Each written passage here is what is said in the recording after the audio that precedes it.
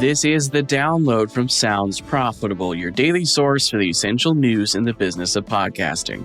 I'm Gavin Gaddis, appreciating the light snow we had this morning. Here's what you need to know for today, Tuesday, December 2nd. Before I get into the top story, here's a quick reminder that the new Sounds Profitable study is coming out next week. The Creators 2025 launches next Wednesday, December 10th, at 1 p.m. Eastern Standard Time in a live webinar presentation by Tom Webster. Register now to be among the first to receive the report, including looks into who's making podcasts, why they do it, and what friction points are causing them to leave podcasting. First up, the podcast show returns to London for its 5th year. The podcast show is returning to Islington this coming spring, specifically the 21st and 22nd of May, 2026. In addition, the podcast show has announced the first 8 members of their International Advisory Board, a group of industry figureheads from the global podcast community meant to keep the podcast show content current and purposeful. With this upcoming 5th edition of the podcast show, London Sounds Profitable is returning as a sponsor for our 4th year running of the event overall. A keynote presentation by Tom Webster will also happen this year, and we're returning as a sponsor of the Brand Stage. Speaking of bringing things back to Podcast Show London, Sounds Profitable will be hosting our pre-show networking event again in 2026. Stay tuned as more details are made available. Next up, Acast and Little Dot Studios want a bigger piece of the YouTube podcast business.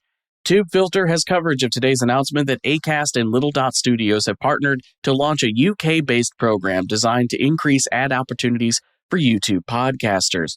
The partnership, laid out more in detail in the press release I'm linking today, allows Acast UK creators to access the scaled ad inventory and growth support on YouTube.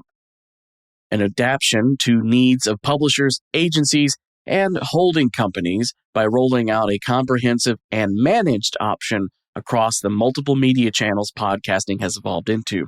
Here's a quick quote from Brian Barletta on all of this. Quote, "While managing the 360 campaigns for their creators isn't necessarily new for Acast, the expansion to utilize the native advertising tools, such as streaming ad insertion on YouTube and creating a cohesive dashboard, is new and exciting." End quote. Next up, expansion, fragmentation, and opportunities ahead in 2026. The latest issue of Sound Insights from Ben Robbins takes a look at several pieces of podcasting research, including the Cumulus Media and Signal Hill Insights Podcast Download Fall 2025 report. From the podcast download, weekly podcast consumers spend 54% of their time consuming narrative podcasts instead of chatcasts. To describe that last word, that would be like interviews and talk shows, celebrity-headed chatcasts, and whatnot.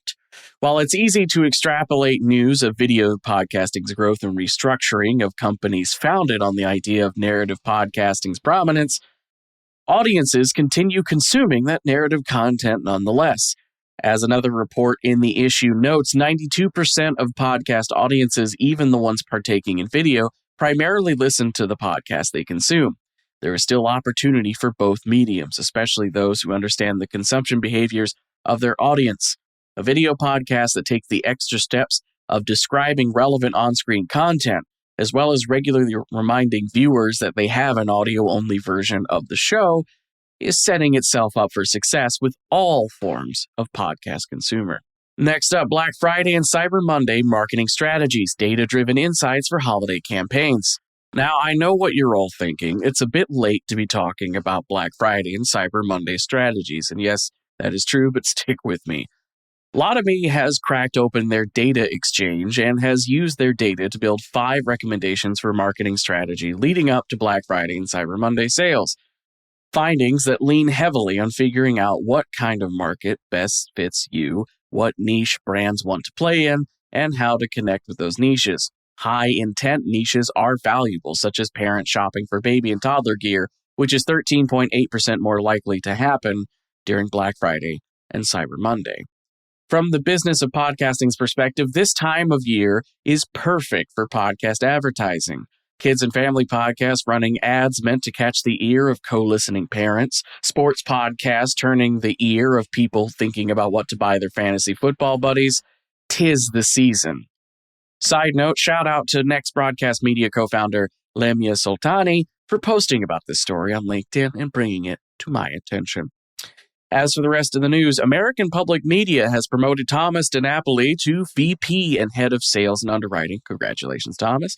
YouTube has launched a new personalized YouTube recap feature that, similar to YouTube Music's recap, shows YouTube users 12 cards spotlighting favorite channels, interests, and viewing habit evolution throughout the year. Additionally, they've also published a slate of trending lists, including top topics, creators, and podcasts. Analyst Adam Bowie is back again with a breakdown of Edison Research Top 25 podcasts in the UK for Q3 2025, including his own manually updated tracker, charting how those shows in that chart have performed over the past several years.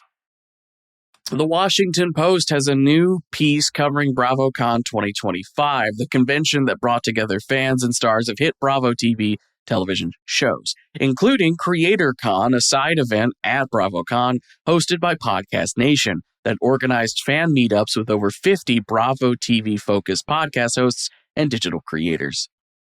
Podcast One has signed former Yankees outfielder Clint Frazier for distribution rights to his podcast Life After the Show, and Dr. Lori Santos of the Happiness Lab has launched a new campaign dubbed Pods Fight Poverty, in which multiple podcasts, including the entire Pushkin Industries network, are collaborating to lift 3 Rwandan villages out of extreme poverty. Kicking things off on today, Giving Tuesday. As usual, you can find links to everything I just talked about by clicking the link in your show notes to take you to today's episode post on Sounds Profitable's website. And on the front page of Sounds Profitable, you can also subscribe to get the newsletter version sent to your email inbox every day, which contains every single link. The download is written and produced by myself, Brian Barletta, and Tom Webster. For Sounds Profitable, I'm Gavin Gaddis. Download us again tomorrow.